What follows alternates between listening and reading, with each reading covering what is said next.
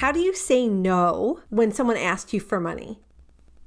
I'm talking about in PTO land, right? What if someone comes to you and says, hey, Bluestone PTO, can you pay for a new printer for us? Well, that is just a situation that one of my readers was experiencing. And so she reached out with this question. I'm trying to get more information about how to approach buying or not buying an expensive printer for our daycare. It isn't a resource that we depend on. I've read somewhere that some expenses could get the 501c3 into trouble. So my advice to this viewer is you don't have to buy the printer if you don't want to.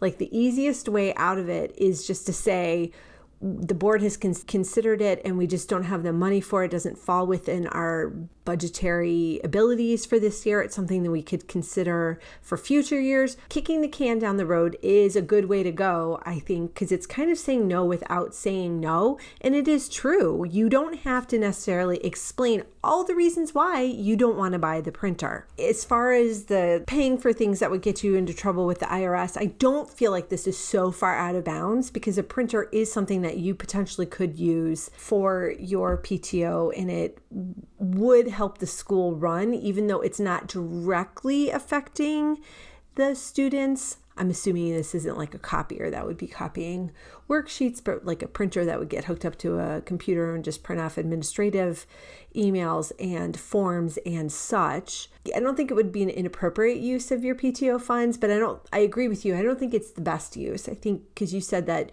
your board, very little opportunity to use it or even want to use it. So, and your money would be better spent somewhere else. So since you can spend your money in a different way that would benefit your group and your school better, I think that's what you should do. So my advice is just to kick that can down the road and just say, we've looked at it and we don't have the room in our budget, our budgetary constraints are too much this year, or some kind of language like that, which that sounds like you've taken it into consideration and given it serious thought, but it just, if you don't have the money, you just don't have the money.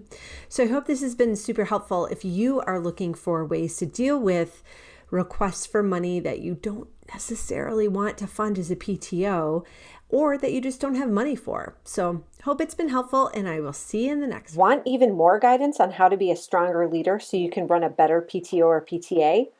All these resources and more are waiting for you at PTOanswers.com.